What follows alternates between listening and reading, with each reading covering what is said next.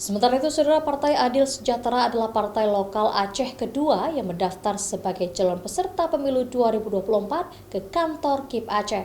Partai ini masuk dalam kategori ketiga, yaitu partai politik lokal baru yang wajib mendaftar dan melewati tahapan verifikasi faktual dan administrasi.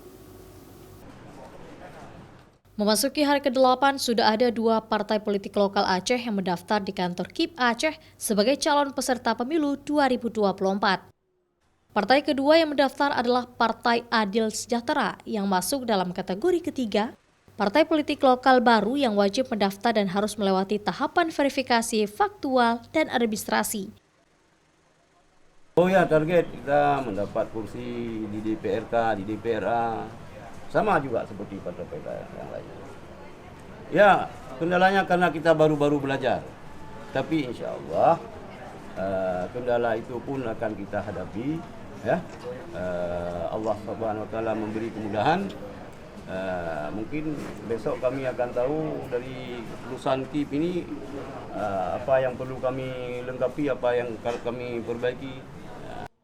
Adapun penyerahan berkas yang diberikan akan diverifikasi oleh operator sipol untuk menentukan kelengkapan berkas sehingga bisa dikeluarkan berita acara dari KIP Aceh.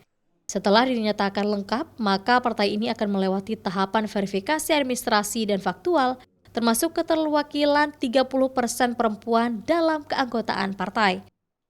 Partai politik lokal Partai Adil Sejahtera dari dokumen yang kami periksa tadi itu menyampaikan keanggotaan 6.110 keanggotaan yang tersebar di 23 kabupaten, artinya 100% kabupaten kota di Aceh, artinya 81,3%, artinya melebihi 2/3 dari syarat yang dipersyaratkan.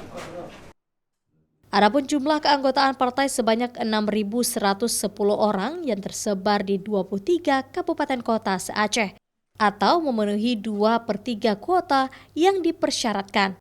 Sementara itu, tahapan verifikasi faktual akan berjalan mulai dari 16 hingga 29 Agustus mendatang.